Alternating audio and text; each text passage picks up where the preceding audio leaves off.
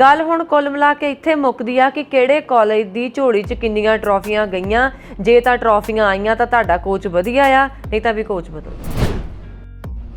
ਪਰ ਕਈ ਤਾਂ ਇਦਾਂ ਦੇ ਹੁੰਦੇ ਨੇ ਕਿ ਹਾਂ ਵੀ ਤੇਰੇ ਨਾਲ ਇੰਨੇ ਪੈਸੇ ਟੁੱਕੇ ਸੀ, ਇੰਨੇ ਤੇਰੇ ਉੱਤੋਂ ਵਾਰ ਦਿੱਤੇ, ਇਹ ਵਿੱਚੋਂ ਇਹਨੇ ਮਾਈਨਸ ਕਰ ਦੇ।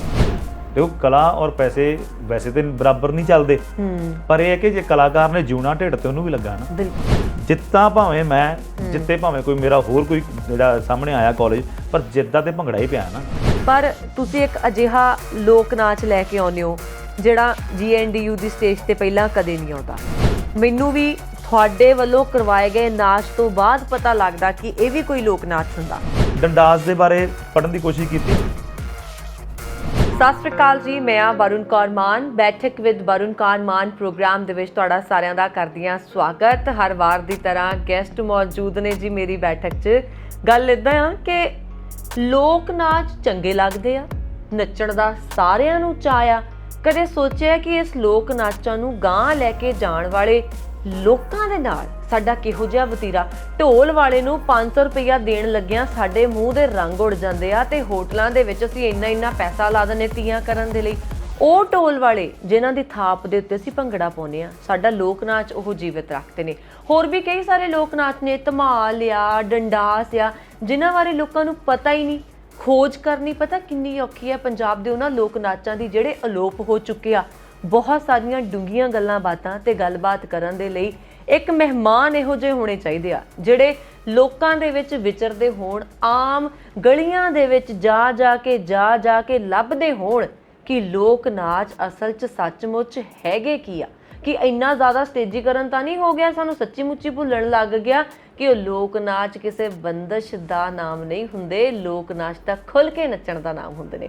ਮੇਰੇ ਨਾਲ ਨੇ ਜੀ ਅੱਜ ਨੀਤੀ ਰਾਜ ਸਿੰਘ ਸ਼ੇਰਗਿੱਲ। ਨੀਤੀ ਰਾਜ ਬੀ ਸਿੰਘ ਸ਼ੇਰਗਿੱਲ, ਕਿਆ ਬਾਤ ਹੈ। ਇਹ ਹੁਣ ਬੀ ਦਾ ਕੀ ਮਤਲਬ ਹੈ ਵਿੱਚ? ਬੀ ਜੀ ਮੇਰੇ ਸਵਰਗੀ ਪਿਤਾ ਜੀ ਦਾ ਨਾਮ ਹੈ ਸਰਦਾਰ ਭੁਪਿੰਦਰ ਸਿੰਘ ਜੀ, ਤੇ ਮੈਂ ਆਪਣਾ ਮੇਰਾ ਜਿਹੜਾ ਨਾਮ ਦਿੱਤਾ ਹੈ ਉਹਨਾਂ ਨੇ ਨੀਤੀ ਰਾਜ ਭੁਪਿੰਦਰ ਸਿੰਘ ਮੇਰਾ ਪੂਰਾ ਨਾਮ ਹੈ। ਤੁਹਾਨੂੰ ਅਵਾਰਡ ਮਿਲੇ, ਤੁਹਾਨੂੰ ਟਾਈਮ ਟੂ ਟਾਈਮ ਅਵਾਰਡ ਮਿਲਦੇ ਰਹਿੰਦੇ ਆ ਲੋਕ ਨਾਚਾਂ ਤੇ ਕੰਮ ਕਰਨ ਦੇ ਲਈ, ਪਰ ਅੱਜ ਦੀ ਤਰੀਕ 'ਚ ਲੋਕ ਨਾਚਾਂ ਤੇ ਉਨਾ ਕੰਮ ਹੋ ਰਿਹਾ ਜਿੰਨਾ ਹੋਣਾ ਚਾਹੀਦਾ? ਤੁਸੀਂ ਤਾਂ ਆਪਣੀ ਉਮਰ ਮੈਨੂੰ ਲੱਗਦਾ 20-25 ਸਾਲ ਲਾ ਦਿੱਤੇ ਇਸ ਕੰਮ ਨੂੰ। ਬਿਲਕੁਲ ਜੀ, ਮੈਨੂੰ ਲਗਭਗ 25 ਸਾਲ ਹੋ ਗਏ ਨੇ ਇਸ ਲੋਕ ਨਾਚਾਂ ਨਾਲ ਜੁੜਿਆ ਹੋਇਆ ਨੂੰ। ਕੰਮ ਹੋ ਰਿਹਾ ਹੈ, ਇਹਦੇ ਨਾਲੋਂ ਜ਼ਿਆਦਾ ਜ਼ਰੂਰੀ ਕਿ ਆਪਾਂ ਲੋਕਾਂ ਤੱਕ ਪਹੁੰਚ ਕਿੰਨੀ ਕਰ ਰਹੇ ਹਾਂ। ਕਿ ਜੇਕਰ ਮੇਰੇ ਕੋਲ ਕਿਸੇ ਚੀਜ਼ ਦੇ ਬਾਰੇ ਜਾਣਕਾਰੀ ਹੈ, ਮੈਂ ਲੋਕਾਂ ਤੱਕ ਉਹ ਪਹੁੰਚਾ ਕਿੰਨੀ ਰਿਹਾ ਹਾਂ। ਕਿਉਂਕਿ ਲੈ ਦੇ ਕੇ ਲੋਕ ਨਾਚ ਨੇ ਤੇ ਲੋਕਾਂ ਤੱਕ ਹੀ ਆਉਣੇ ਚਾਹੀਦੇ ਨੇ। ਤੇ ਜਿਹੜੇ ਪੁਰਾਣੇ ਜਿੰਨੇ ਬੰਦੇ ਨੱਚਦੇ ਹੁੰਦੇ ਸੀ ਉਹ ਪੜ੍ਹੇ ਲਿਖੇ ਘੱਟ, ਪਰ ਪ੍ਰੈਕਟੀਕਲੀ ਉਹਨਾਂ ਨੇ ਚੀਜ਼ਾਂ ਹੰਢਾਈਆਂ ਸੀਗੀਆਂ। ਇਹ ਉਹਨਾਂ ਦੇ ਕੋਲ ਬਹਿ ਕੇ ਉਹਨਾਂ ਕੋਲੋਂ ਸਿੱਖ ਕੇ ਆਪਾਂ ਨੂੰ ਲੋਕਾਂ ਤੱਕ ਪਹੁੰਚਾਉਣਾ ਚਾਹੀਦਾ। ਇਹਦੇ ਉੱਤੇ ਜਿਹੜਾ ਕੰਮ ਹੁੰਦਾ ਪਿਆ ਆ ਉਹ ਜ਼ਰੂਰ ਨਵੇਂ ਮੁੰਡੇ ਵੀ ਕਰਦੇ ਹੋਣਗੇ, ਮੇਰੇ ਸੀਨੀਅਰਸ ਨੇ ਵੀ ਕੀਤਾ ਹੋਏਗਾ। ਪਰ ਇਹ ਹੈ ਕਿ ਰੈਕਗਨਾਈਜ਼ ਕਰਨਾ ਉਹਨੂੰ ਔਰ ਇੱਕ ਯੂਨੀਫਾਰਮਿਟੀ ਦੇ ਵਿੱਚ ਉਹਨੂੰ ਬੰਨ੍ਹ ਕੇ ਕਿ ਹਾਂ ਵੀ ਇਸ ਤਰੀਕੇ ਨਾਲ, ਔਰ ਉਸ ਲੈਵਲ ਦੇ ਉੱਤੇ ਆ ਕੇ ਸਾਡਾ ਇੱਕ ਦੂਜੇ ਮਤਭੇਦ ਵੀ ਨਹੀਂ ਰਹਿਣਾ ਚਾਹੀਦਾ ਕਿ ਮੈਂ ਕਹਾਂ ਜੀ ਕਿ ਹਾਂਜੀ ਦੁਆਬੇ ਵਿੱਚ ਭੰਗੜਾ ਇਸ ਤਰੀਕੇ ਦਾ ਵਾ ਤੇ ਇਹੀ ਠੀਕ ਹੈ, ਤੇ ਮਾਲਵੇ 'ਚ ਪੈਂਦਾ ਇਸ ਤਰੀਕੇ ਨਾਲ ਜਾਂ ਪਟਿਆਲੇ ਜਿਸ ਤਰੀਕੇ ਨਾਲ ਪੈਂਦਾ ਤੇ ਇਹੀ ਠੀਕ ਹੈ। ਨਹੀਂ, ਸਾਨੂੰ ਕਿਤੇ ਨਾ ਕਿਸੇ ਲੈਵਲ ਦੇ ਉੱਤੇ ਸਿਰ ਜੋੜ ਕੇ ਇਹ ਚੀਜ਼ ਦਾ ਵੀ ਇਹਦਾ ਸਮਾਧਾਨ ਕੱਢਣਾ ਚਾਹੀਦਾ ਕਿ ਤਾਂ ਕਿ ਲੋਕਾਂ ਤੱਕ ਕੰਟਰੋਵਰਸ਼ੀਅਲ ਕੁਛ ਨਾ ਪਹੁੰਚੇ। ਤੁਹਾਡੀ ਗੱਲ ਨਾ ਬਿਲਕੁਲ ਠੀਕ ਆ। ਮੈਂ ਇਹ ਗੱਲ ਬਹੁਤ ਵਾਰੀ ਸੋਚਦੀ ਹੁੰਦੀ ਆ ਕਿ ਇੱਦਾਂ ਬਹੁਤ ਹੁੰਦਾ ਆ ਕਿ ਹੁਣ ਉਦਾਹਰਣ ਦੇ ਤੌਰ ਤੇ ਕਿਸੇ ਬੱਚਿਆਂ ਨੇ, ਹੈ ਨਾ, ਤੁਹਾਨੂੰ ਪਤਾ ਹੀ ਆ, ਤੁਸੀਂ ਇੰਨੇ ਸਾਲ ਯੂਥ ਫੈਸਟੀਵਲ ਕਰਾਏ, 2-2 ਮਹੀਨੇ ਬੱਚੇ ਘਰਾਂ ਨੂੰ ਨਹੀਂ ਜਾਂਦੇ, ਰਿਹਰਸਲਾਂ ਕਰਦੇ, ਮਿਹਨਤਾਂ ਕਰਦੇ। ਸਟੇਜ ਦੇ ਉੱਤੇ ਜਦੋਂ ਨਤੀਜੇ ਆਉਣ ਲੱਗਦੇ ਆ ਤਾਂ ਕਹਿ ਦਿੰਦੇ ਆ ਮੋਰੇ ਜੱਜ ਕਿਸੇ ਹੋਰ ਜ਼ਿਲ੍ਹੇ ਦੇ ਜਾਂ ਹੋਰ ਖੇਤਰ ਦੇ ਬੈਠੇ ਹੁੰਦੇ ਆ, ਉਹ ਕਹਿੰਦੇ ਨਹੀਂ ਸਾਡੇ ਵੱਲ ਤਾਂ ਇੱਦਾਂ ਪੈਂਦਾ। ਸਾਰਾ ਅਸਰ ਬੱਚਿਆਂ ਤੇ ਹੋ ਜਾਂਦਾ ਜੀ। ਇਹ ਚੀਜ਼ਾਂ ਆਮ ਤੌਰ ਤੇ ਵੇਖਣ ਨੂੰ ਮਿਲਦੀਆਂ ਨੇ ਕਿ ਮਾਲਵੇ ਦਾ ਇਦਾਂ, ਦੁਆਬੇ ਦਾ ਇਦਾਂ, ਮਾਝੇ ਦਾ ਇਦਾਂ। ਇਹ 'ਚ ਬੱਚਿਆਂ ਦਾ ਕੀ ਕਸੂਰ ਆ? ਬੱਚਿਆਂ ਦਾ ਕੋਈ ਕਸੂਰ ਨਹੀਂ। ਇਹ ਜਿਹੜੀ ਵੈਸੇ ਵੀ ਜਿਹੜਾ ਭੰਗੜਾ ਆ, ਜਿਹੜਾ ਲੋਕ ਨਾਚ ਹੈ, ਇਹ ਪੰਜਾਬ ਦਾ ਹੋਣਾ ਚਾਹੀਦਾ, ਕਿਸੇ ਖਿੱਤੇ ਦਾ ਨਹੀਂ। ਹਾਂ, ਜਿਵੇਂ 12 ਕੋਹ ਤੇ ਕਹਿੰਦੇ ਸੀ ਬੋਲੀ ਬਦਲ ਜਾਂਦੀ ਹੈ, ਇੱਦਾਂ ਸਟੈਪਸ ਦੇ ਨਾਮ ਜਿਹੜੇ ਨੇ ਉਹ ਅਲੱਗ-ਅਲੱਗ ਨੇ, ਪਰ ਸਟੈਪ ਹੁੰਦੇ ਤੇ ਪਏ ਨੇ ਨਾ। ਬਿਲਕੁਲ। ਹੁਣ ਜਿਵੇਂ ਮੈਂ ਵਿੱਚ ਮਾੜਾ ਥੋੜਾ ਜਿਹਾ ਐਡ ਕਰਨਾ ਚਾਹਾਂਗਾ ਕਿ ਜਿਵੇਂ ਸਾਡੇ ਇੱਥੇ ਅਸੀਂ ਝਾਫਾ ਕਹਿੰਦੇ ਆ ਤੇ ਉਹਨੂੰ ਕਿਤੇ ਛੱਜ ਕਿਹਾ ਜਾਂਦਾ ਆ, ਕਿਤੇ ਯੱਕਾ ਲੁੱਡੀ ਕਿਹਾ ਜਾਂਦਾ ਆ, ਠੀਕ ਹੈ ਜੀ। ਇਸੇ ਤਰੀਕੇ ਨਾਲ ਜੰਡੂ ਸਿੰਘਾ ਆ, ਸਾਡੇ ਇੱਥੇ ਅਸੀਂ ਸਟੈਪ ਕਰਦੇ ਹਾਂ ਜੰਡੂ ਸਿੰਘਾ, ਉਹਨੂੰ ਕਿਤੇ ਤਲਵਾਰਾਂ ਕਿਹਾ ਜਾਂਦਾ। ਇੱਦਾਂ ਜਿੱਥੇ ਏਰੀਆ ਦੇ ਨਾਮ ਦੇ ਨਾਲ ਉਹਦਾ ਨਾਮ ਭਾਵੇਂ ਬਦਲ ਗਿਆ, ਪਰ ਇਹ ਹੈ ਕਿ ਉਹ ਜਿਹੜਾ ਸਟੈਪ ਆ ਉਹ ਕਿਸ ਤਰੀਕੇ ਨਾਲ ਹੋ ਰਿਹਾ, ਜੋ ਸਹੀ ਤਰੀਕੇ ਨਾਲ ਹੋ ਰਿਹਾ ਤੇ ਤੁਸੀਂ ਉਹਨੂੰ ਸਹੀ ਤਰੀਕੇ ਨਾਲ ਜੱਜ ਕਰੋ। ਬਿਲਕੁਲ। ਮੈਂ ਤਾਂ ਨੀਤੀ ਜੀ ਨਾ ਅੱਜ ਇੱਕ ਗੱਲ ਕਰ ਰਹੇ ਸੀਗੇ ਆਪਸ ਦੇ ਵਿੱਚ ਕਿ ਲੋਕ ਟਾਲ ਮਟੋਲ ਕਰਦੇ ਆ ਮਿਹਨਤ ਦੇਣ ਨੂੰ ਸਜਿੰਦਿਆਂ ਦੀ। ਹੁਣ ਅਗਲਾ ਟਾਈਮ ਕੱਢ ਕੇ ਤੁਹਾਡੇ ਕੋਲ ਆਇਆ, ਤੁਸੀਂ ਇੰਨਾ ਪੈਸਾ ਖਰਚ ਕਰ ਰਹੇ ਹੋ ਵਿਆਹ ਦੇ ਉੱਤੇ, ਦੇਖ ਲਓ ਲੋਕ 10-10 ਲੱਖ ਆਰਾਮ ਨਾਲ ਲਾਉਂਦੇ ਹਨਾ, 2-2 ਲੱਖ ਦੀ ਸ਼ਾਪਿੰਗ ਕਰਦੇ। ਜਦੋਂ ਰਾਤ ਨੂੰ ਜਾਗੋ ਤੇ ਢੋਲੀ ਨੇ ਆਉਣਾ, ਉਹ ਵਿਚਾਰੇ ਗਰੀਬ ਨੂੰ 500-1000 ਰੁਪਇਆ ਦੇਣ ਲੱਗਿਆ ਵੀ ਉਹਨਾਂ ਨੇ ਇਦਾਂ ਕਰਨੀ ਕਿ ਲੈ ਇੰਨੇ ਪੈਸੇ।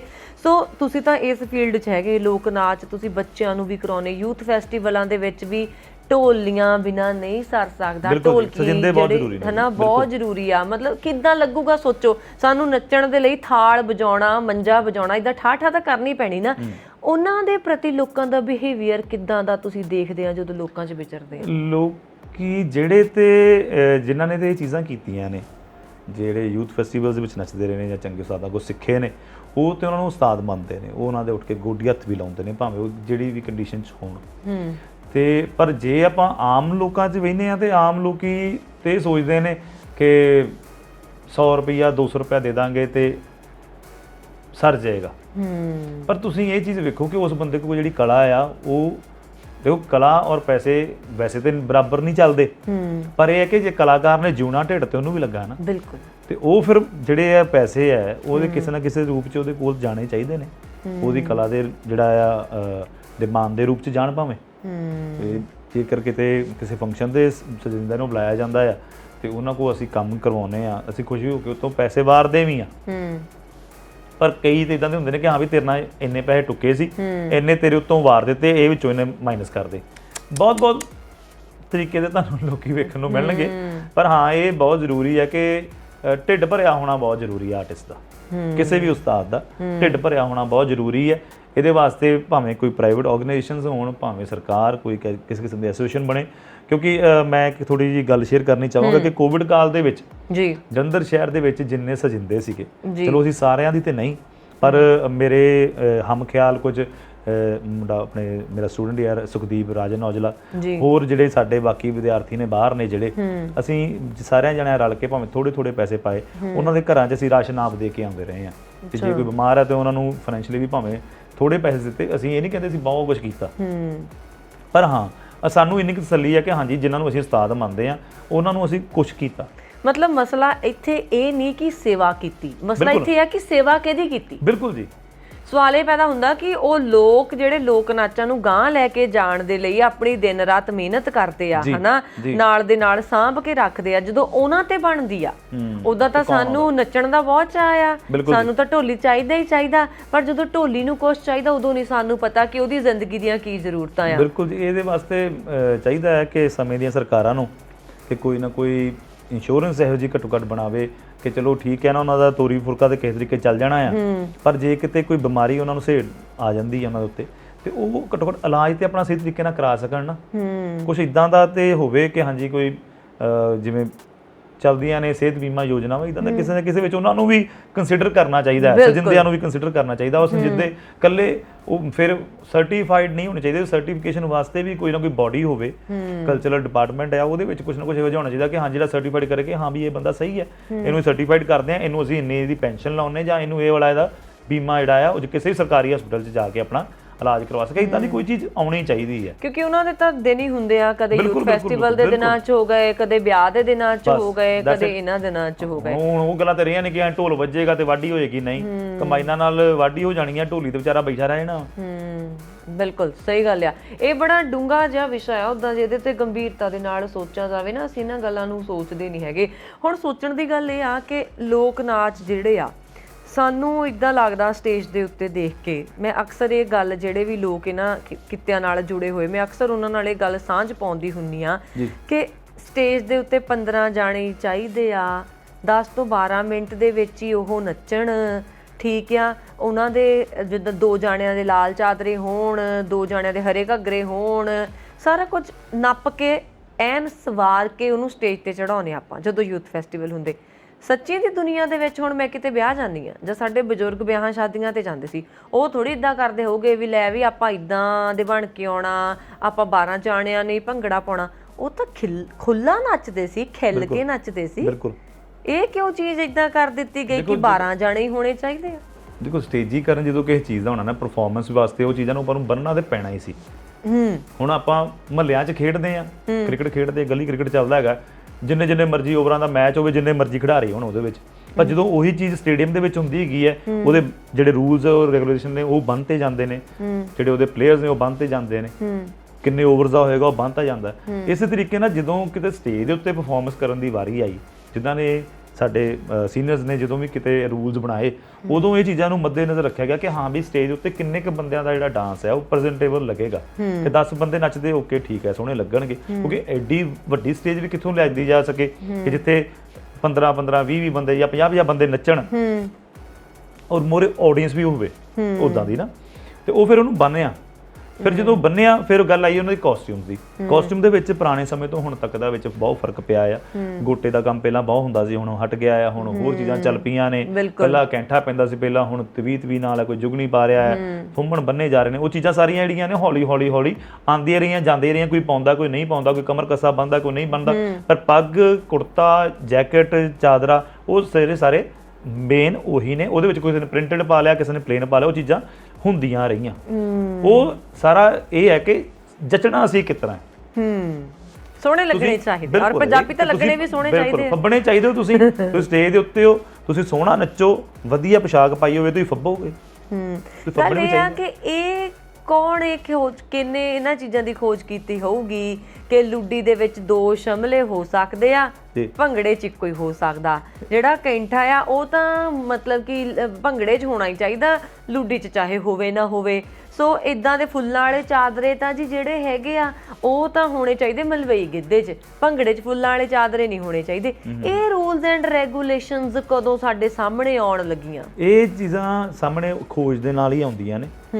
ਜਿਵੇਂ ਕਿਸੇ ਨੇ ਸਭ ਤੋਂ ਪਹਿਲਾਂ ਜਦੋਂ ਲੁੱਡੀ ਪਾਈ, ਸਟੇਜ ਦੇ ਉੱਤੇ ਸਟੇਜੀਕਰਨ ਕਰਨ ਬਾਰੇ ਸੋਚਿਆ, ਜਦੋਂ ਕਿਤੇ ਉਹ ਜਿਹੜੇ ਪੁਰਾਣੇ ਬੰਦੇ ਨੱਚਦੇ ਸੀ ਉਹਨਾਂ ਨਾਲ ਬੈਠੇ, ਤੇ ਆਪਾਂ ਉਹਨਾਂ ਨੂੰ ਇਹ ਪੁੱਛਦੇ ਕਿ ਹਾਂਜੀ ਜੀ ਕਿੱਦਾਂ ਪੈਂਦੀ ਸੀ ਸਭ ਤੋਂ ਪਹਿਲਾਂ, ਕਿ ਨੱਚਦੇ ਕਿਸ ਤਰ੍ਹਾਂ ਸੀਗੇ, ਕਿਹੜੇ ਇਨਸਟਰੂਮੈਂਟਸ ਹੁੰਦੇ ਸੀਗੇ, ਕੀ ਗਾਇਆ ਜਾਂਦਾ ਸੀ, ਫਿਰ ਕੀ ਪਾਇਆ ਜਾਂਦਾ ਸੀ, ਇਹ ਸਾਰੀ ਚੀਜ਼ਾਂ ਅਸੀਂ ਪੁੱਛਦੇ ਹਾਂ। ਤੇ ਉਹਨੇ ਜਿਵੇਂ ਅਸੀਂ ਕਿਸੇ ਬਜ਼ੁਰਗ ਨੂੰ ਪੁੱਛਿਆ ਤੇ ਉਹਨੇ ਦੱਸਿਆ ਕਿ ਹਾਂਜੀ ਜੀ ਕਿ ਅਸੀਂ ਆਹ ਚੀਜ਼ ਪਾ ਕੇ ਨੱਚਦੇ ਸੀ, ਸਾਡਾ ਢੋਲੀ ਐਦਾਂ ਦੀ ਰਿਦਮ ਵਜਾਉਂਦਾ ਸੀ, ਤੇ ਐਦਾਂ ਦਾ ਕੁਝ ਸਾਡੇ ਨਾਲ ਮੁੰਡਾ ਹੁੰਦਾ ਸੀ, ਉਹ ਗਾਉਂਦਾ ਹੁੰਦਾ ਸੀ, ਤੇ ਅਸੀਂ ਇਸ ਤਰ੍ਹਾਂ ਨੱਚਦੇ। ਉਹ ਸਾਰੀਆਂ ਚੀਜ਼ਾਂ ਜੁੜ ਗਈਆਂ। ਫਿਰ ਜਦੋਂ ਉਹ ਚੀਜ਼ਾਂ ਜੁੜੀਆਂ ਫਿਰ ਉਹ ਸਟੇਜ ਦੇ ਉੱਤੇ ਆਈਆਂ। ਤੇ ਇਹਨਾਂ ਚੀਜ਼ਾਂ ਦੇ ਪਿੱਛੇ ਰਿਸਰਚ ਹੀ ਹੈ ਕਿ ਹਾਂਜੀ ਜੀ ਕਿ ਤੁਸੀਂ ਜੋ ਸਟੇਜ ਦੇ ਉੱਤੇ ਚੀਜ਼ ਲੈ ਕੇ ਆਉਣੀ ਹੈ, ਤਾਂ ਕਿ ਕੋਈ ਨਾ ਕੋਈ ਜਦੋਂ ਇੱਕ ਜਚੇ ਵੀ ਤੇ ਦੂਜਾ ਕੋਈ ਉੱਤੇ ਉਂਗਲ ਨਾ ਧਰੇ ਕਿ ਹਾਂ ਵੀ ਇਹ ਤੇ ਗਲਤ ਆ। ਬਾਕੀ ਪੱਗ ਦੀ ਕੀ ਤੁਸੀਂ ਗੱਲ ਕਰਦੇ ਹੋ, ਪੁਰਾਣੇ ਸਮੇਂ ਦੇ ਤੁਸੀਂ ਜੇ ਭੰਗੜੇ ਦੀ ਦਸਤਾਰ ਜਿਹੜੀ ਹੈ ਪੱਗ ਵਹਿੰਦੇ ਜੇ, ਤੇ ਉਹਦੇ ਲੜ ਲਮਕਵੇਂ ਹੁੰਦੇ ਸੀਗੇ। ਉਹ ਹੌਲੀ ਹੌਲੀ ਸਿਰ ਦੇ ਉੱਤੇ ਸ਼ਮਲਾ ਆ ਗਿਆ, ਸੋਹਣਾ ਲੱਗਣ ਲੱਗ ਪਿਆ, ਤੁਹਾਡੀ ਹਾਈਟ ਨੂੰ ਹੋਰ ਇਨਕਰੀਜ਼ ਕਰਨ ਲੱਗ ਪਿਆ ਉਹ, ਤੇ ਉਹ ਇਸ ਕਰਕੇ ਚੀਜ਼ਾਂ ਜਿਹੜੀਆਂ ਜਚਣ ਲੱਗ ਪਈਆਂ ਉਹ ਫਿਰ ਲੋਕਾਂ ਨੇ ਐਕਸੈਪਟ ਕਰ ਲਈਆਂ। ਨਾ ਇਹ ਤਾਂ ਗੱਲ, ਇਹ ਪੁਆਇੰਟ ਹੈ। ਮੈਂ ਵੈਸੇ ਕਦੇ ਇਸ ਚੀਜ਼ ਨੂੰ ਨੋਟ ਨਹੀਂ ਕੀਤਾ ਕਿ ਸ਼ਮਲੇ ਨਾਲ ਬੰਦਾ ਹੋਰ ਲੰਬਾ ਲੱਗਦਾ ਔਰ ਲੰਬੇ ਬੰਦੇ ਸਟੇਜ ਤੇ ਜਾ ਸਕਦੇ। ਸਟੇਜ ਦੇ ਉੱਤੇ ਹੁਣ ਸਮਝੋ 2 ਜਾਣੇ ਨੱਚਦੇ ਪਏ ਨੇ ਕਾਲੀ ਵਰਦੀ ਵਿੱਚ, ਵਧੀਆ ਡਾਂਸਰਸ ਨੇ, ਇੱਕ ਦੀ ਹਾਈਟ ਹੈ 5 ਫੁੱਟ 6-7 ਇੰਚ, ਇੱਕ 6 ਫੁੱਟ ਦੇ ਲਾਗੇ ਚਾਗੇ ਹੈ, ਉਹ ਲਗਭਗ 3-4 ਇੰਚ ਦਾ ਗੈਪ ਹੈ। ਹੁਣ ਉਹ ਸਿਮੈਟਰੀ 'ਚ ਹੋਣਗੇ ਤੇ ਸੋਹਣੇ ਲੱਗਣਗੇ। ਉਹ ਜਦੋਂ ਉਹਨੂੰ ਸ਼ਮਲੇ ਨਾਲ ਥੋੜਾ ਵਧਾ ਕੇ ਉਹਨੂੰ ਬਰਾਬਰ ਕਰ ਦਿੱਤਾ ਆਪਾਂ, ਉਹ ਕੁਛ ਨਾ ਕੁਛ ਹੋ ਸਕਦਾ ਇਹਦੇ ਪਿੱਛੇ ਇਹੀ ਲੌਜਿਕ ਹੋਵੇ। ਹੋ ਸਕਦਾ ਕਿ ਇਹਦੇ ਵਿੱਚ ਜਦੋਂ ਦੇ ਕਾਢ ਹੋਈ ਕਿ ਲੋੜ ਕਾਢ ਦੀ ਮਾਂ ਆ, ਤੇ ਉਹ ਕਾਢ ਜਿਹੜੀ ਇਸ ਤਰੀਕੇ ਨਿਕਲੀ। ਮੈਂ ਇੱਕ ਗੱਲ ਦੇਖੀ, ਭੰਗੜੇ ਦੇ ਤੁਸੀਂ ਮਾਹਿਰ ਆ ਹਨਾ, ਤੁਸੀਂ ਬਹੁਤ ਸਾਰੀਆਂ, ਮੈਂ ਆਪਣੇ ਦਰਸ਼ਕਾਂ ਨੂੰ ਵੀ ਦੱਸ ਦਿੰਦੀ ਹਾਂ ਕਿ ਯੂਥ ਫੈਸਟੀਵਲ 'ਚ ਬਹੁਤ ਟੀਮਾਂ ਤੁਸੀਂ ਭੰਗੜੇ ਦੀਆਂ ਹਰੇਕ ਸਾਲ ਤਿਆਰ ਕਰਾਉਂਦੇ ਹੋ, ਔਰ ਜਿੱਥੋਂ ਤੱਕ ਮੇਰੀ ਜਾਣਕਾਰੀ ਆ ਕਿ ਹਮੇਸ਼ਾ ਤੁਹਾਡੀ ਟੀਮ ਦਾ ਪ੍ਰਾਈਜ਼ ਆਉਂਦਾ ਹੀ ਆਉਂਦਾ ਹਨਾ। ਕੋਈ ਗੱਲ ਨਹੀਂ। ਚਲੋ ਜੇ ਕਦੀ ਵਾਰੀ ਨਹੀਂ ਵੀ ਆਇਆ, ਬਾਅਦ ਦੀਆਂ ਗੱਲਾਂ। ਦੇਖੋ ਆਪਾਂ ਜਦੋਂ ਕਿਤੇ ਕਾਲਜ ਵਿੱਚ ਮੈਨੂੰ ਬੁਲਾਇਆ ਜਾਂਦਾ, ਮੈਂ ਇੱਕੋ ਕਾਲਜ ਨਾਲ ਜੁੜਿਆ ਹੋਇਆ ਹਾਂ ਡੀਵੀ ਕਾਲਜ ਜਲੰਧਰ ਦੇ ਨਾਲ, ਤੇ ਉੱਥੇ ਜਾਈਦਾ ਸਿਰਫ ਇਸ ਕਰਕੇ ਹੈ ਕਿ ਮੈਂ ਆਪ ਉੱਥੋਂ ਦਾ ਪ੍ਰੋਡਕਟ ਹਾਂ। ਉੱਥੋਂ ਦੇ ਜਿਹੜੇ ਵਿਦਿਆਰਥੀ ਨੇ, ਜਿਹੜੇ ਮੇਰੇ ਛੋਟੇ ਵੀਰ ਨੇ, ਉਹ ਵੱਡੇ ਭਰਾਵਾਂ ਵਰਗਾ ਮਾਣ ਦਿੰਦੇ ਨੇ, ਸਿਰਫ ਇਸ ਕਰਕੇ। ਹੋਰ ਕਿ ਹਾਂਜੀ ਜੀ ਕਿ ਮੈਂ ਫੈਸਟੀਵਲ ਦੇ ਵਿੱਚ ਤਿਆਰੀ ਕਰਾਉਂਗਾ ਤਾਂ ਟੀਮ ਜਿੱਤੂਗੀ, ਨਹੀਂ ਇਦਾਂ ਦੀ ਕੋਈ ਗੱਲ ਨਹੀਂ। ਅੱਛਾ, ਇਹ ਤੁਸੀਂ ਹਾਰ ਜਿੱਤ ਇੱਕ ਪਾਸੇ ਆ, ਆਰਟਿਸਟ ਹੋਣਾ ਬਹੁਤ ਵੱਡੀ ਚੀਜ਼ ਹੈ। ਹਾਂ, ਮੈਂ ਇਹ ਚੀਜ਼ ਜ਼ਰੂਰ ਛਾਤੀ ਠੋਕ ਕੇ ਕਹਿ ਸਕਦਾ ਕਿ ਜੇ ਬੱਚੇ ਨੂੰ ਕੋਈ ਚੀਜ਼ ਕਰਾਈ ਗਈ ਹੈ ਤੇ ਉਹਨੂੰ ਦਾ ਹਿਸਟੋਰੀਕਲ ਐਸਪੈਕਟ ਜ਼ਰੂਰ ਦੱਸੀਦਾ ਵਾ ਕਿ ਬੇਟਾ ਇਹ ਇਦਾਂ ਸੀ, ਆਪਣੇ ਸੀਨੀਅਰਸ ਇਦਾਂ ਕਰਦੇ ਹੁੰਦੇ ਸੀ, ਇਸ ਤਰ੍ਹਾਂ ਆ, ਤੇ ਤੁਸੀਂ ਇਹਨੂੰ, ਤਾਂ ਕਿ ਕੱਲ ਨੂੰ ਜੇਕਰ ਉਹ ਕਿਤੇ ਜਾ ਕੇ ਇਹ ਚੀਜ਼ ਕਰਾਉਂਦੇ ਨੇ ਤੇ ਗਲਤ ਚੀਜ਼ ਕਿਸੇ ਹੋਰ ਕੋ ਨਾ ਜਾਵੇ। ਅਗਲੇ ਨੇ ਕਹਿਣਾ ਕਿ ਹਾਂ ਯਾਰ, ਕਿਉਂਕਿ ਦੇਖੋ ਆਪਾਂ ਛੋਟੇ ਬੱਚੇ, ਮੇਰੇ ਵੀ ਬੱਚੇ ਨੇ ਸਕੂਲ ਪੜ੍ਹਦੇ ਨੇ, ਉਹ ਸਾਡੀ ਗੱਲ ਨੂੰ ਭਾਵੇਂ ਮੁਨਕਰ ਹੋ ਜਾਣਗੇ, ਜੇ ਉਹਨਾਂ ਦੇ ਟੀਚਰ ਨੇ ਕੋਈ ਗੱਲ ਕਹੀ ਹੋਏਗੀ ਨਾ, ਉਹ ਉਹਨੂੰ ਜਿੱਦਾਂ ਉਹਨੇ ਕਹਿਤਾ ਉਹਨੇ ਉਦਾਂ ਨਿਭਾਉਣਾ ਹੈ। ਬਿਲਕੁਲ, ਨਿਆਣੇ ਗੇਟ ਤੇ ਰੌਲਾ ਪਾਉਂਦੇ ਹੁੰਦੇ, ਅੱਜ ਮੈਡਮ ਨੇ ਸਾਨੂੰ ਆਹ ਦੱਸਿਆ, ਮੈਡਮ ਨੇ ਸਾਨੂੰ ਆਹ ਦੱਸਿਆ, ਤੇ ਉਹ ਚੀਜ਼ ਜੇਕਰ ਬੱਚੇ ਨੂੰ ਆਪਾਂ ਗਲਤ ਦੇ ਦਾਂਗੇ, ਉਹਨੇ ਗਲਤੀ ਅੱਗੇ ਲੈ ਜਾਣੀ ਹੈ। ਤੇ ਕੋਸ਼ਿਸ਼ ਕਰੀਏ, ਜਿੱਤ ਹਾਰ ਵੱਖਰੀ ਚੀਜ਼ ਹੈ, ਕਿਉਂਕਿ ਜਿੱਤਾਂ ਭਾਵੇਂ ਮੈਂ ਜਿੱਤੇ, ਭਾਵੇਂ ਕੋਈ ਮੇਰਾ ਹੋਰ ਕੋਈ ਜਿਹੜਾ ਸਾਹਮਣੇ ਆਇਆ ਕਾਲਜ, ਪਰ ਜਿੱਦਾਂ ਤੇ ਭੰਗੜਾ ਹੀ ਪਿਆ ਨਾ, ਜਿੱਦਾਂ ਤੇ ਭੰਗੜਾ ਹੀ ਪਿਆ ਨਾ, ਉਹ ਚੰਗਾ ਨੱਚੇ ਜਿੱਤ ਗਏ, ਕੋਈ ਚੱਕਰ ਨਹੀਂਗਾ। ਅੱਛਾ, ਇੱਕ ਗੱਲ ਕਿਉਂ ਹੁੰਦੀ ਕਿ ਭੰਗੜੇ ਦੇ ਵਿੱਚ ਹਮੇਸ਼ਾ ਸੱਜਾ ਸਟੈਪ ਹੀ ਮੋਰੇ ਕਿਉਂ ਹੁੰਦਾ? ਨਹੀਂ, ਖੱਬਾ। ਖੱਬਾ? ਦੇਖੋ ਮੈਨੂੰ ਹੀ ਨਹੀਂ ਪਤਾ ਖੱਬਾ ਹੀ ਕਿਉਂ ਮੋਰੇ ਹੁੰਦਾ। ਇਹਦੀ ਕੰਪੋਜੀਸ਼ਨ ਬਣਾਉਣ ਵੇਲੇ ਜਦੋਂ ਸਾਨੂੰ ਸਿਖਾਇਆ ਵੀ ਗਿਆ, ਖੱਬਾ ਹੀ ਰਖਾਇਆ ਗਿਆ ਅੱਗੇ, ਕਿਉਂਕਿ ਆਪਾਂ ਜਦੋਂ ਵੀ ਕਿਤੇ ਵੈਸੇ ਵੀ ਸੁਣਦੇ ਹੈਗੇ ਤੇ ਪਰੇਡ ਵੀ ਕਰਾਉਂਦੇ ਤੇ ਲੈਫਟ ਰਾਈਟ ਰਾਈਟ ਲੈਫਟ ਨਹੀਂ ਕਹਿੰਦੇ। ਦੂਜੀ ਗੱਲ ਇਹ ਕਿ ਜਦੋਂ ਆਪਾਂ ਇੱਕ ਸਟੈਪ ਤੋਂ ਦੂਜੇ ਸਟੈਪ ਤੇ ਚੇਂਜ ਓਵਰ ਕਰਨਾ ਆ, ਜੇ ਅਸੀਂ ਉਹਦੇ ਵਿੱਚ ਪੈਰ ਪੁੱਠੇ ਸਿੱਧੇ ਕਰ ਦਾਂਗੇ ਤੇ ਉਹ ਸਾਡਾ ਬੈਲੈਂਸ ਵਿਗੜੇਗਾ। ਅੱਛਾ, ਜੋ ਮੈਂ ਦੂਜੇ ਪੈਰ, ਮੈਂ ਖੱਬੇ ਤੋਂ ਸ਼ੁਰੂ ਹੋਇਆ 1, ਦੂਜਾ 2 ਤੇ ਰਾਈਟ ਆਇਆ, ਫਿਰ ਜਦੋਂ ਮੈਂ ਚੇਂਜ ਕਰਨਾ ਤੇ ਮੇਰਾ ਲੈਫਟ ਹੀ ਆਊਗਾ ਨਾ ਅੱਗੇ, ਮੈਂ ਰਾਈਟ ਦੇ ਉੱਤੇ ਤੇ ਨਹੀਂ ਚੇਂਜ ਹੋ ਸਕਦਾ ਨਾ। ਇੱਕ ਇਹ ਚੀਜ਼ ਉੱਤੋਂ ਆ ਜਿਹੜੀ ਚੀਜ਼ ਮੈਨੂੰ ਇੱਕ ਹੋਰ ਲੱਗਦੀ ਹੈ ਕਿ ਜਦੋਂ ਤੁਸੀਂ ਸਟੇਜ ਦੇ ਉੱਤੇ ਕੋਈ ਚੀਜ਼ ਲੈ ਕੇ ਆਉਣੀ ਹੈ, ਮੈਂ ਸਟੇਜੀਕਰਨ ਦੀ ਫਿਰ ਦੁਬਾਰਾ ਗੱਲ ਕਰਾਂਗਾ ਕਿ ਸਟੇਜ ਦੇ ਉੱਤੇ ਕੋਈ ਚੀਜ਼ ਲੈ ਕੇ ਆਉਣੀ, ਯੂਨੀਫਾਰਮਿਟੀ ਲੈ ਕੇ ਆਉਣੀ ਹੈਗੀ ਹੈ, ਤੇ ਤੁਹਾਨੂੰ ਕਿਤੇ ਨਾ ਕਿਤੇ ਇੱਕ ਲੈਵਲ ਤੇ ਆ ਕੇ, ਇੱਕ ਜਗ੍ਹਾ ਤੇ ਆ ਕੇ ਤੁਹਾਨੂੰ ਇਹ ਚੀਜ਼ ਨੂੰ ਡਿਸਾਈਡ ਕਰਨਾ ਹੀ ਪੈਣਾ ਕਿ ਤੇਰਾ ਕਿਹੜਾ ਪੈਰ ਤੋਂ ਸ਼ੁਰੂ ਕਰਨਾ ਹੈ ਆਪਾਂ, ਤੇ ਹੱਥ ਸਾਡੇ ਕਿੱਥੇ ਚਾਹੀਦੇ ਨੇ, ਇਹ ਚੀਜ਼ਾਂ ਡਿਸਾਈਡ ਕਰਨੀਆਂ ਹੀ ਪੈਣੀਆਂ ਨੇ। ਹਾਂ, ਜਦੋਂ ਕਿਤੇ ਮੇਲਿਆਂ ਮੁਸਾਬਿਆਂ ਤੇ ਨੱਚਦੇ ਹੋਣਗੇ ਸਾਡੇ ਪੂਰਵਜ, ਤੇ ਉਹ ਕਿਸੇ ਨੂੰ ਇਹ ਥੋੜਾ ਪੁੱਛਦੇ ਹੋਣਗੇ ਮੈਂ ਖੱਬਾ ਚੱਕਾਂਗੇ ਸੱਜਾ ਚੱਕਾਂ। ਬਿਲਕੁਲ ਬਿਲਕੁਲ ਨਹੀਂ, ਠੀਕ ਹੈ ਤੁਹਾਡੀ ਗੱਲ। ਹੁਣ ਨਾ ਮੈਂ ਗੱਲ ਤੇ ਆ ਕਿ ਸਹੀ ਹੈ, ਹੁਣ ਮੈਨੂੰ ਤੁਸੀਂ ਦੱਸਣਾ ਆ। ਮੈਨੂੰ ਇੱਦਾਂ ਲੱਗਦਾ ਹੁੰਦਾ ਯੂਥ ਫੈਸਟੀਵਲਸ ਦੇ ਦੌਰਾਨ ਪਰਫਾਰਮੈਂਸ ਉਹੀ ਆ, ਬੱਚੇ ਉਹੀ ਆ, ਮੋਰਲੇ ਜੱਜ ਬਦਲ ਦਿਓ, ਆਪਣੇ ਖਿੱਤੇ ਦੇ ਹਿਸਾਬ ਦੇ ਨਾਲ, ਖੇਤਰ ਦੇ ਹਿਸਾਬ ਦੇ ਨਾਲ ਰਿਜ਼ਲਟ ਬਦਲ ਜਾਂਦੇ। ਜ਼ਰੂਰੀ ਨਹੀਂ। ਇਹ ਗੱਲ ਉੱਥੇ ਆਉਂਦੀ ਹੈਗੀ ਹੈ ਕਿ ਜਿੱਥੇ ਆਪਾਂ ਕਿਸੇ ਇੱਦਾਂ ਦੇ ਜੱਜ ਨੂੰ ਆਪਾਂ ਓਬਲਾਈਜ਼ ਕਰ ਦਿੰਦੇ ਆ ਕਿ ਜਿਹਨੇ ਆਪ ਇਸ ਚੀਜ਼ ਦੇ ਉੱਤੇ ਕੰਮ ਨਾ ਕੀਤਾ ਹੋਵੇ। ਜਦੋਂ ਨਾਲੇ ਵੈਸੇ ਇਹਦੀ ਇੱਕ ਚੀਜ਼ ਹੋਰ ਵੀ ਬਹੁਤ ਜ਼ਰੂਰੀ ਹੈ ਕਿ ਕਿਸੇ ਵੀ ਚੀਜ਼ ਨੂੰ ਪ੍ਰਫੁੱਲਤ ਕਰਨ ਵਾਸਤੇ ਉਹਦਾ ਇੱਕ ਰੂਲ ਰੈਗੂਲੇਸ਼ਨ ਹੋਣੇ ਬੜੇ ਜ਼ਰੂਰੀ ਨੇ। ਜਿਵੇਂ ਰੂਲ ਬਣਾ ਦਿੱਤੇ ਕਿ ਇਸ ਤਰੀਕੇ ਦੇ ਕੰਪੋਜੀਸ਼ਨ ਇਦਾਂ ਦੀ ਹੋਏਗੀ, ਇਹ ਸਟੈਪਸ ਹੋਣਗੇ, ਇਦਾਂ ਦੇ ਰਿਦਮਸ ਵੱਜਣਗੀਆਂ, ਇਦਾਂ ਦੇ ਕਾਸਟਿਊਮ ਹੋਣਗੇ, ਤੇ ਸਾਨੂੰ ਜਜਮੈਂਟ ਦਾ ਵੀ ਕ੍ਰਾਈਟੇਰੀਆ ਕਿਸੇ ਨਾ ਕਿਸੇ ਲੈਵਲ ਦਾ ਇਦਾਂ ਦਾ ਬਣਾਉਣਾ ਚਾਹੀਦਾ ਕਿ ਤਾਂ ਕਿ ਕਦੀ ਕਿਸੇ ਨੂੰ ਇਹ ਨਾ ਲੱਗੇ ਕਿ ਮੇਰੇ ਨਾਲ ਧੱਕਾ ਹੋ ਗਿਆ।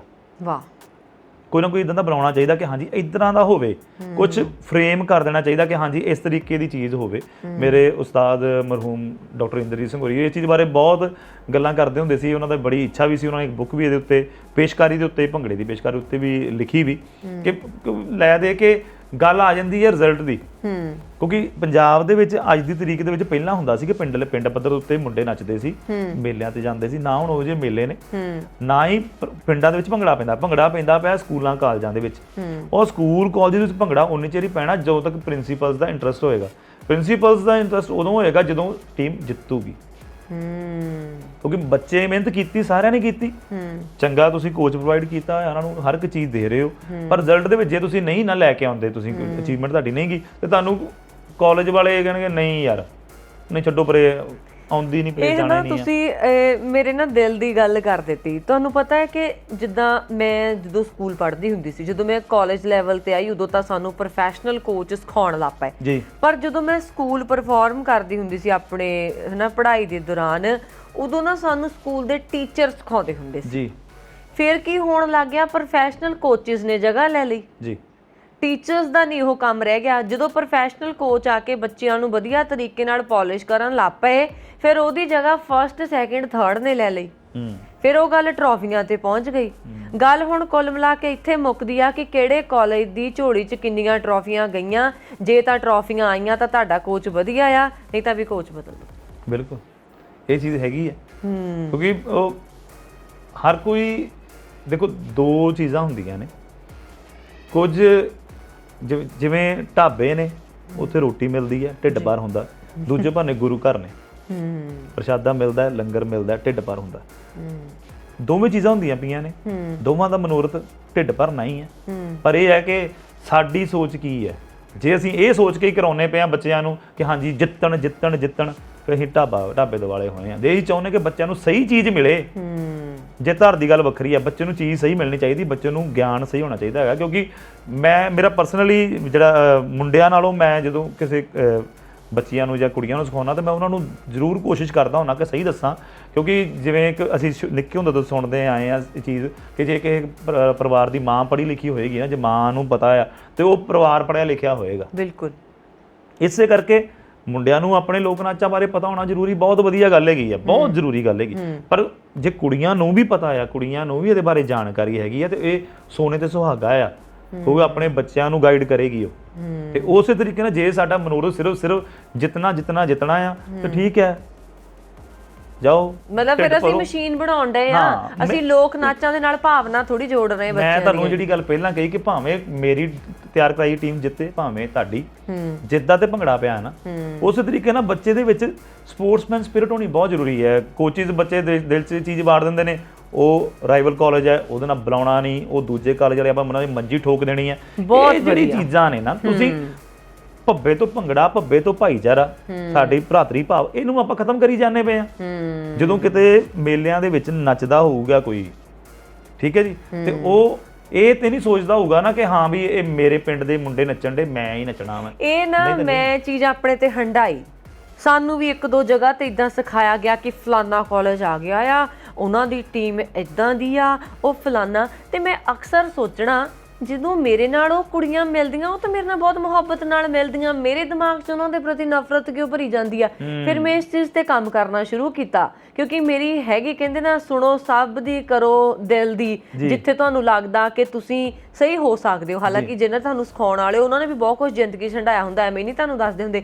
ਪਰ ਇਹ ਗੱਲ ਮੈਂ ਸੋਚੀ, ਮੈਂ ਇੱਕ ਦੋ ਜਾਣਿਆਂ ਨੂੰ ਪੁੱਛੀ ਵੀ ਇਹ ਕਿ ਲੋਕ ਨਾਚ ਸਾਨੂੰ ਮਿਲਾਪ ਸਿਖਾਉਂਦੇ ਆ, ਤੇ ਅਸੀਂ ਕਾਲਜ ਦੇ ਨਿਆਣਿਆਂ ਨੂੰ ਲੋਕ ਨਾਚਾਂ ਦੀਆਂ ਟੀਮਾਂ ਦੇ ਵਿੱਚ ਪਾ ਕੇ ਇਹ ਸਿਖਾਈ ਜਾਂਦੇ, ਉਹ ਇਦਾਂ ਆ, ਉਹਨਾਂ ਦੀਆਂ ਛਾਲਾਂ ਉੱਚੀਆਂ ਆ, ਉਹਨਾਂ ਦੀ ਮਹਿੰਦੀ ਗੂੜੀ ਚੜ ਗਈ ਆ। ਦੂਰੋਂ ਹੀ ਹੱਲੇ ਨਾ ਕਾਲਜ ਦੀਆਂ ਬੱਸਾਂ 'ਚੋਂ ਨਿਆਣੇ ਉਤਰਦੇ ਵੀ ਨਹੀਂ ਹੈਗੇ, ਮਹਿੰਦੀ ਚੜ ਗਈ ਉਹਨਾਂ ਦੀ, ਉਹਨਾਂ ਨੇ ਇਦਾਂ ਦੀਆਂ ਬੰਗਾਂ ਪਾਈਆਂ ਆ।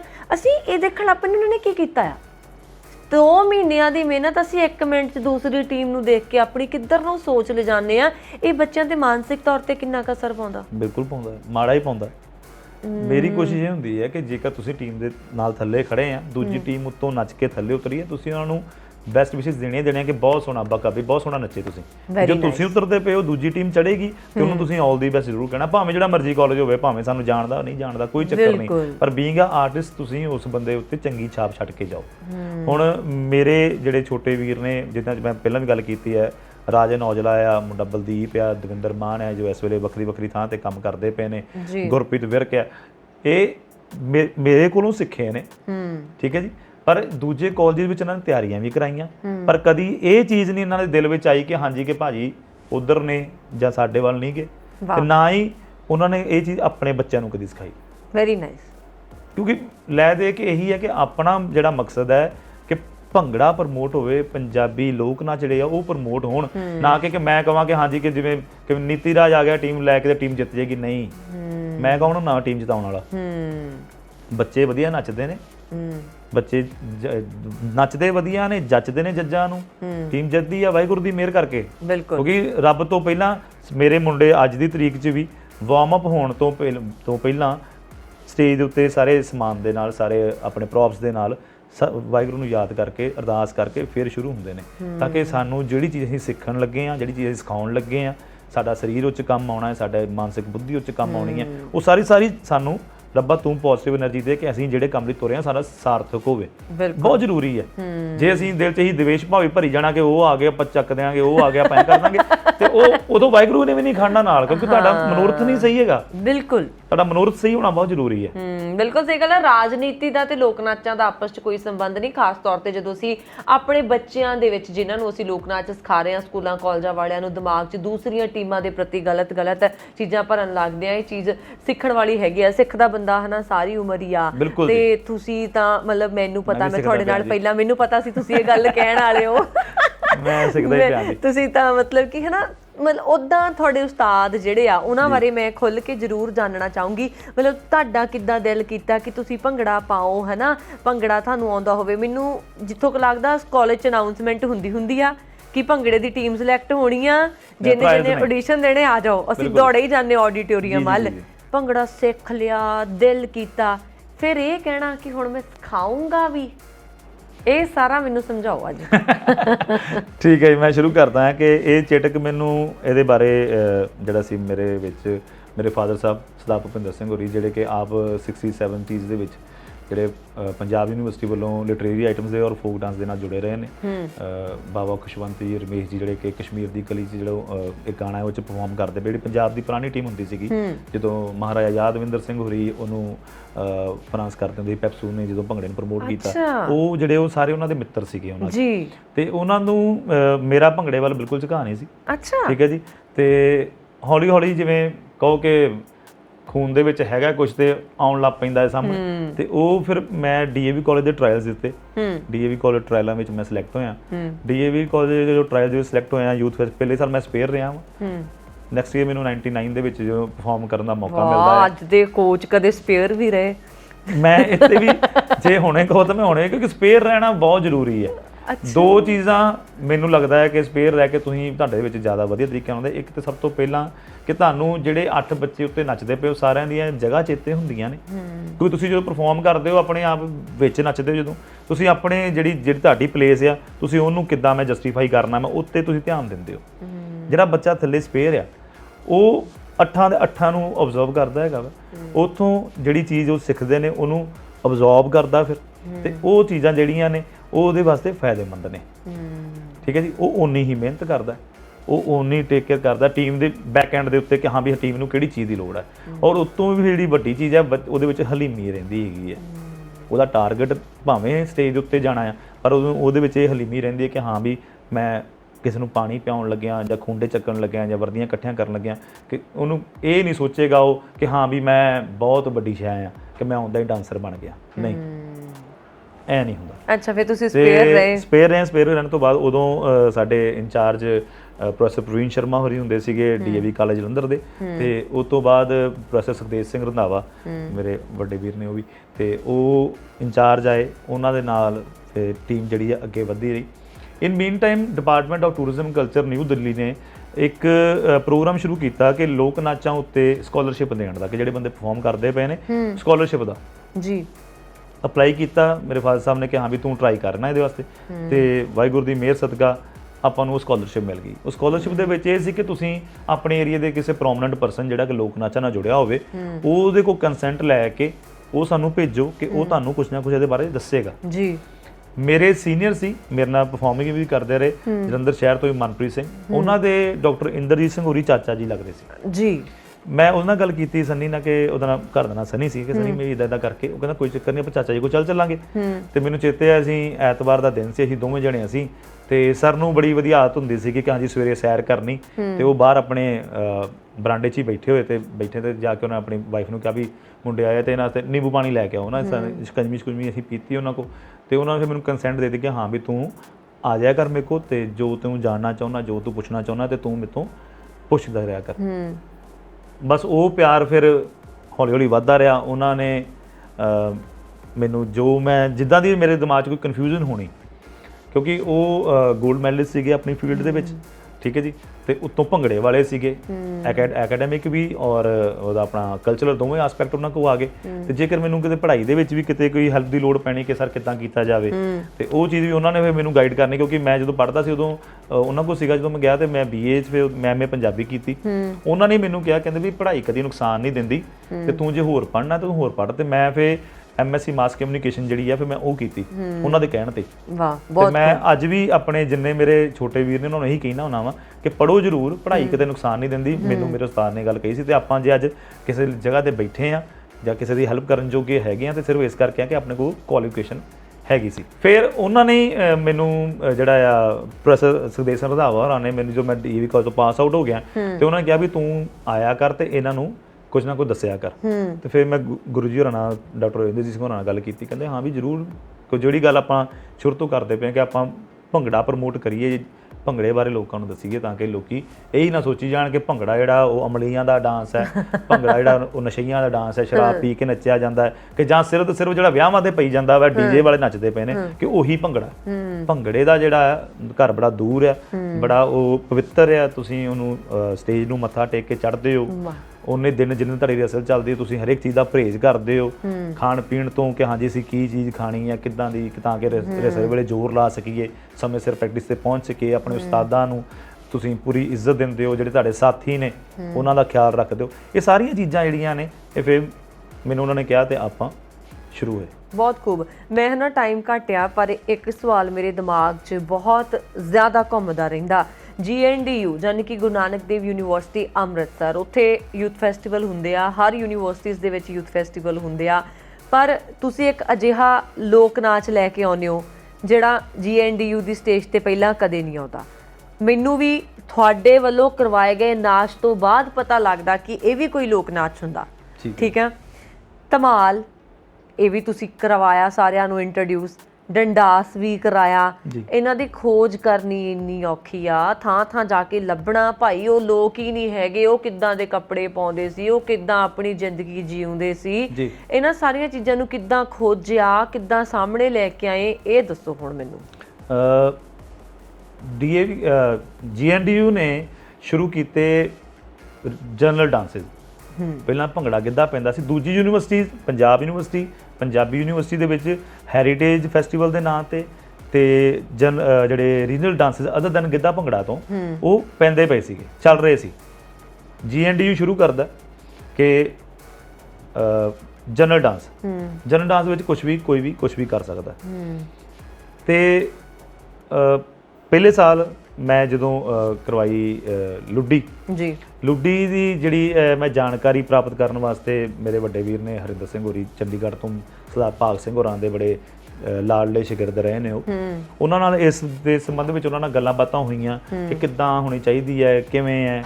ਪ੍ਰਿੰਸੀਪਲ ਸਰ ਤੋਂ ਡਾਕਟਰ ਇੰਦਰਜੀਤ ਸਿੰਘ ਹੋਰਾਂ ਤੋਂ ਉਹਨਾਂ ਨਾਲ ਗੱਲਬਾਤ ਕੀਤੀ, ਕੁਝ ਕਿਤਾਬਾਂ ਪੜ੍ਹਨ ਦੀ ਵੀ ਕੋਸ਼ਿਸ਼ ਕੀਤੀ ਕਿ ਆਪਾਂ ਨੂੰ ਕਿਤੋਂ ਕੁਝ ਲੱਭ ਜਵੇ ਇਹੋ ਜਿਹਾ, ਕਿਸੇ ਥੀਸਿਸ ਲੱਭ ਜਾਣ ਕਿਸੇ ਦੇ ਕਿ ਲੋਕ ਨਾਚਾਂ ਉੱਤੇ ਕੰਮ ਕੀਤਾ ਹੋਵੇ ਜਿਹਨੇ। ਫਿਰ ਉਹਨੂੰ ਕਿ ਸਟੇਜ ਦੇ ਉੱਤੇ ਲਿਆ ਕੇ ਕਿਸ ਤਰੀਕੇ ਨਾਲ ਪੇਸ਼ ਕਰਨਾ ਤੇ ਫਿਰ ਉਹ ਲੁੱਡੀ ਜਿਹੜੀ ਹੈ ਮੈਂ ਸਭ ਤੋਂ ਪਹਿਲਾਂ ਜਿਹੜੀ ਹੈ ਉਹ ਮੈਂ ਲੁੱਡੀ ਹੀ ਕਰਾਈ ਜਲੰਧਰ ਦੇ KMV ਕਾਲਜ ਦੇ ਵਿੱਚ। ਪਹਿਲੇ ਸਾਲ ਦੀ ਗੱਲ ਹੈ। ਤੇ ਉਸੇ ਸਾਲ ਮੇਰੇ ਬੜੇ ਅਜ਼ੀਜ਼ ਮੇਰੇ ਵੱਡੇ ਵੀਰ ਕਾਰਜ ਗਿੱਲ ਜੋ ਖਾਲਸਾ ਕਾਲਜ ਅੰਮ੍ਰਿਤਸਰ ਦੇ ਵਿੱਚ ਉਹਨਾਂ ਨੇ ਉਸ ਸਾਲ ਝੂਮਰ ਕਰਾਇਆ। ਅੱਛਾ ਜੀ। ਉਹ ਉਹਨਾਂ ਨੇ ਝੂਮਰ ਦੀ ਖੋਜ ਕਰਨ ਵਾਸਤੇ ਪਾਕਿਸਤਾਨ 'ਚ ਆਪਣੇ ਰਿਲੇਸ਼ਨ ਜਿਹੜੇ ਉਹਨਾਂ ਦੇ ਕਿਤੇ ਸੀਗੇ, ਜੇ ਕਿਸੇ ਨੂੰ ਜਾਣਦੇ ਸੀ ਉਹ ਤੋਂ ਪਤਾ ਕੀਤਾ। ਬੜੀ ਕ੍ਰੀਏਟੀਵਿਟੀ ਦੇ ਨਾਲ ਬਹੁਤ ਸੋਹਣਾ ਆਇਆ ਝੂਮਰ ਔਰ ਲੋਕਾਂ ਨੇ ਪਸੰਦ ਬਹੁਤ ਕੀਤਾ। ਹਾਂ ਠੀਕ ਹੈ ਜੀ। ਇੱਧਰੋਂ ਆਪਣੀ ਲੁੱਡੀ ਸੈਕਿੰਡ ਲੱਗ ਜਾਂਦੀ ਹੈ, ਚਲੋ ਤੁਰ ਪੈਂਦਾ ਕੰਮ ਕਿ ਹਾਂ ਵੀ ਲੋਕੀ ਰੈਕੋਗਨਾਈਜ਼ ਕਰਨ ਲੱਗ ਪਏ ਕਿ ਹਾਂ ਵੀ ਇਹ ਵੀ ਡਾਂਸ ਹੈਗਾ। ਠੀਕ ਹੈ ਜੀ। ਫਿਰ ਗੱਲ ਆਉਂਦੀ ਕਿ ਹਰ ਸਾਲ ਲੁੱਡੀ ਕਰੀ ਜਾਂਦੇ ਪਏ ਆ। ਡੰਡਾਸ ਦੇ ਬਾਰੇ ਪੜ੍ਹਨ ਦੀ ਕੋਸ਼ਿਸ਼ ਕੀਤੀ। ਮੈਨੂੰ ਡੰਡਾਸ ਦੇ ਬਾਰੇ ਪਹਿਲੀ ਵਾਰੀ ਸਾਡੀ ਸੰਸਥਾ ਹੈ ਜਿਹੜੀ ਕਿ ਸੁਰਤਾਲ ਸੱਭਿਆਚਾਰਕ ਸਾਥ ਜਲੰਧਰ ਵਿੱਚ, ਜਿਹੜੀ ਕਿ ਅਸੀਂ ਪਿਛਲੇ 22 ਸਾਲ ਤੋਂ ਲੋਕ ਨਾਚ ਲੋਕਾਂ ਤੱਕ ਪਹੁੰਚਾਉਣ ਦੇ ਵਿੱਚ ਲੱਗੇ ਹੋਏ ਹਾਂ ਔਰ ਹਰ ਸਾਲ ਇਹਦੇ ਵਾਸਤੇ ਅਸੀਂ ਕੈਂਪ ਲਗਾਉਂਦੇ ਹਾਂ। ਉਦੋਂ ਉਹਦੇ ਚੱਲਦਿਆਂ ਮੈਨੂੰ ਡਾਕਟਰ ਸਾਹਿਬ ਨੇ ਪ੍ਰਿੰਸੀਪਲ ਇੰਦਰਜੀਤ ਸਿੰਘ ਹੋਰਾਂ ਬੜੀ ਵਾਰੀ ਕਿਹਾ ਕਿ ਵੀ ਨੀਤੀ ਆਪਾਂ ਇਹਨੂੰ ਰਿਵਾਈਵ ਕਰਨਾ ਹੈ ਡਾਂਸ ਨੂੰ, ਡੰਡਾਸ। ਮੈਂ ਕਿਹਾ ਸਰ ਪੁੱਛਣਾ ਮੈਂ ਕਿ ਸਰ ਕਿੱਦਾਂ ਦਾ ਹੁੰਦਾ ਹੈ ਨਾ, ਇਹ ਕਿਵੇਂ ਹੁੰਦਾ ਆ। ਉਹ ਦੱਸਣਾ ਕਿ ਇੱਦਾਂ ਡੰਡਿਆਂ ਨਾਲ ਖੇਡਿਆ ਜਾਂਦਾ, ਇਹ ਹੈ ਉਹ ਹੈ, ਇੱਦਾਂ ਦੀ ਕੁਝ ਚੀਜ਼ਾਂ ਦੱਸੀਆਂ ਉਹਨਾਂ ਨੇ ਮੈਨੂੰ। ਤੇ ਮੈਂ ਕਹਿੰਦੇ ਵੀ ਆਪਾਂ ਨੂੰ ਬੰਦੇ ਲੱਭਣਗੇ। ਜਲੰਧਰ ਦੇ ਵਿੱਚ ਏਰੀਆ ਹੈ ਪੋਠੋਵਾਰ ਮਹੱਲਾ ਇੱਕ, ਉੱਥੇ ਜਦੋਂ ਮਾਈਗ੍ਰੇਸ਼ਨ ਹੁੰਦੀ ਹੈਗੀ ਆ, ਪਾਰਟੀਸ਼ਨ ਹੁੰਦੀ ਹੈ ਪੰਜਾਬ ਦੀ, ਤਾਂ ਉੱਥੋਂ ਬੰਦੇ ਮਾਈਗ੍ਰੇਟ ਹੋ ਕੇ ਤੇ ਇੱਥੇ ਆ ਕੇ ਇਸ ਏਰੀਏ ਵਿੱਚ ਵਸੇ। ਰਾਵਲਪਿੰਡੀ ਦੇ ਏਰੀਏ ਦੇ ਬੰਦੇ ਇੱਥੇ ਆ ਕੇ ਵਸੇ। ਤੇ ਮੇਰਾ ਮਿੱਤਰ ਹੈ ਪ੍ਰਦੀਪ ਓਬਰਾਏ, ਉਹ ਵੀ ਉਸੇ ਬਰਾਦਰੀ ਦੇ ਨਾਲ ਉਹਨਾਂ ਦੀ ਬਰਾਦਰੀ ਚੋਂ ਹੈ। ਤੇ ਮੈਂ ਉਹਨਾਂ ਨਾਲ ਗੱਲ ਕੀਤੀ, ਉਹ ਕਹਿੰਦਾ ਮੈਂ ਪਤਾ ਕਰਾਂਗਾ। ਉਹਦੇ ਮਦਰ ਨੇ ਮੇਰੇ ਨਾਲ ਜੋ ਗੱਲਾਂ ਹੋਈਆਂ ਦੱਸਿਆ ਕਿ ਵੀ ਜਦੋਂ ਇਹ ਵਿੱਕੀ ਦੇ ਫਾਦਰ ਸਾਹਿਬ ਬਰਾਤ ਲੈ ਕੇ ਜਾਂਦੇ ਨੇ, ਉਹਦੇ ਮਦਰ ਮਸੂਰੀ ਤੋਂ ਨੇ, ਬਰਾਤ ਲੈ ਕੇ ਜਾਂਦੇ ਤੇ ਉਹ ਬਰਾਤ ਵਿੱਚ ਫਲਾਣੇ ਬੰਦੇ ਗਏ ਸੀਗੇ ਸਾਡੇ ਰਿਸ਼ਤੇਦਾਰ। ਤੇ ਇਹਨਾਂ ਨੇ ਉੱਥੇ ਜਦੋਂ ਰਾਤ ਨੂੰ ਬਰਾਤ ਪਹੁੰਚ ਗਈ ਤੇ ਉੱਥੇ ਇਹਨਾਂ ਨੇ ਡੰਡੇ ਖੇਡੇ। ਅੱਛਾ। ਉਹ ਡੰਡਾਸ ਜਿਹੜਾ ਸੀ ਨਾਮ, ਪਰ ਉਹ ਡੰਡੇ ਖੇਡਾਂ ਕਹਿੰਦੇ ਸੀ। ਤੇ ਉਹਨਾਂ ਵਿੱਚੋਂ ਫਲਾਣਾ ਬੰਦਾ ਜਿਹੜਾ ਆ ਉਹਦੀ ਉਹ ਦੁਕਾਨ ਆ ਉਸ ਜਗ੍ਹਾ ਤੇ, ਤੂੰ ਉਹਨੂੰ ਮਿਲ ਸਕਦਾ ਹੈ। ਮੈਂ ਉਹਨੂੰ ਚੱਕਿਆ ਪ੍ਰਦੀਪ ਨੂੰ ਨਾਲ ਆਪਣੇ। ਅਸੀਂ ਗਰਮੀਆਂ ਦਿਨ ਸੀਗੇ, ਛੁੱਟੀਆਂ ਸੀ ਮੈਨੂੰ, ਮੈਂ ਜਾ ਕੇ ਮੈਨੂੰ ਮਿਲਿਆ ਆ ਕਿ ਹਾਂਜੀ ਕਿੱਦਾਂ ਹੁੰਦਾ ਸੀ, ਕਿੱਦਾਂ ਦੇ ਕੱਪੜੇ ਪਾਉਂਦੇ ਸੀ ਤੁਸੀਂ, ਸਲਵਾਰ ਕਮੀਜ਼ ਪਾ ਕੇ ਅਸੀਂ ਨੱਚਦੇ ਸੀਗੇ। ਕਿਉਂਕਿ ਪੁਰਾਣੇ ਸਮਿਆਂ ਦੇ ਜਿਹੜੇ ਉਧਰੋਂ ਆਏ ਸੀਗੇ ਉਹ ਸਲਵਾਰਾਂ ਕਮੀਜ਼ਾਂ ਪਾਉਂਦੇ, ਪੈਂਟਾਂ ਕਮੀਜ਼ਾਂ ਤੇ ਚੱਲਦੀਆਂ ਘੱਟ ਬਹੁਤ ਸੀਗੀਆਂ, ਪੜ੍ਹੇ ਲਿਖੇ ਪਾਉਂਦੇ ਸੀਗੇ ਜਾਂ ਚਾਦਰੇ ਕੁੜਤੇ ਚੱਲਦੇ ਸੀਗੇ। ਤੇ ਉਹਨਾਂ ਨੇ ਫਿਰ ਦੱਸਿਆ ਕਿ ਇਦਾਂ ਦੀ ਰਿਦਮ ਵੱਜਦੀ ਹੈ, ਇਸ ਤਰੀਕੇ ਨਾਲ ਅਸੀਂ ਇਹ ਸਟੈਪ ਕਰਦੇ ਹੁੰਦੇ ਸੀਗੇ। ਚਲੋ ਆਮ ਬੰਦਾ ਸੋਚ ਹੀ ਨਹੀਂ ਸਕਦਾ ਜਲੰਧਰ 'ਚ ਵੀ ਇਦਾਂ ਦੇ ਲੋਕ ਹੋਣਗੇ। ਅਸੀਂ ਕਹਿੰਦੇ ਜਲੰਧਰ 'ਚ ਕਲਚਰ ਹੀ ਹੈ ਨਹੀਂ, ਮਸਲਾ ਲੱਭਣ ਦਾ ਆ। ਫਿਰ ਇਸ ਸੰਬੰਧੀ ਮੈਂ ਭਾਜੀ ਹਰਿੰਦਰ ਹੋਰਾਂ ਨਾਲ ਵੀ ਗੱਲ ਕੀਤੀ, ਕਿਉਂਕਿ ਉਹਨਾਂ ਨੇ ਇਹ ਚੀਜ਼ ਆਪਣੇ ਉੱਥੇ ਕਰਾਈ ਹੋਈ ਸੀ। ਉਹਨਾਂ ਨੇ ਫਿਰ ਦੱਸਿਆ ਮੈਨੂੰ ਕਿ ਹਾਂ ਵੀ ਮੈਂ ਮਾਸਟਰ ਭਾਗ ਸਿੰਘ ਹੋਰਾਂ ਕੋਲ ਜਿਹੜਾ ਹੈ ਸਾਹਿਬ ਭਾਗ ਸਿੰਘ ਹੋਰਾਂ ਕੋਲ ਇਹ ਚੀਜ਼ ਸਿੱਖੀ ਸੀਗੀ, ਇਦਾਂ ਆ। ਫਿਰ ਬਾਕੀ ਉਹਨੂੰ ਥੋੜਾ ਬਹੁਤਾ ਐਲੈਬੋਰੇਟ ਜਿਹੜਾ ਆ ਉਹ ਆਪਣੇ ਲੈਵਲ ਤੇ ਕੀਤਾ, ਤਾਂ ਕਿ ਸਟੇਜੀਕਰਨ ਜਦੋਂ ਚੀਜ਼ ਦਾ ਹੋਣਾ ਹੈ ਤੁਹਾਨੂੰ ਪਤਾ ਹੀ ਹੈ। ਫਿਰ ਉਹ 8 ਮਿੰਟ ਦਾ ਬਣਾਉਣਾ ਉਹਨੂੰ ਕਿਸ ਤਰੀਕੇ ਨਾਲ ਬਣਾਉਣਾ ਆ, ਇਸ ਤਰੀਕੇ ਨਾਲ ਧਮਾਲ ਬੜੀ ਚਿਰ ਦੀ ਦਿਮਾਗ ਦੇ ਵਿੱਚ ਖੁੜਕਦੀ ਸੀ ਕਿ ਹਾਂਜੀ ਜੀ ਧਮਾਲ ਕਰਾਉਣੀ ਹੈ, ਧਮਾਲ ਕਰਾਉਣੀ। ਤੇ ਇਹਦਾ ਜਿਹੜਾ ਕਰਾਉਣ ਦਾ ਮੌਕਾ ਦਿੱਤਾ ਮੈਨੂੰ ਪ੍ਰੋਫੈਸਰ ਸੁਖਦੇਵ ਸਿੰਘ ਰੰਧਾਵਾ ਹੋਰਾਂ ਨੇ ਡੀਏਵੀ ਕਾਲਜ ਦੇ ਵਿੱਚ। ਤੇ ਇਹਦੇ ਸੰਬੰਧ ਵਿੱਚ ਮੇਰੀ ਤੇ ਰਾਜਨ ਔਜਲੇ ਦੀ ਬੜੀ ਡਿਸਕਸ਼ਨ ਹੋਈ, ਕਿਉਂਕਿ ਰਾਜਨ ਮੇਰਾ ਛੋਟਾ ਵੀਰ, ਮੇਰਾ ਸਟੂਡੈਂਟ ਵੀ ਹੈ। ਅੱਛਾ, ਤੁਹਾਡੇ ਭੰਗੜੇ ਦੇ ਸਟੂਡੈਂਟ ਰਾਜਨ? ਹਾਂਜੀ। ਤੇ ਅਸੀਂ ਇਸ ਚੀਜ਼ ਦੇ ਬਾਰੇ ਡਿਸਕਸ਼ਨ ਬਹੁਤ ਕੀਤੀ ਕਿ ਹਾਂਜੀ ਕਿਸ ਤਰ੍ਹਾਂ ਦੀ ਹੋਵੇ, ਕਿਵੇਂ ਹੋਵੇ।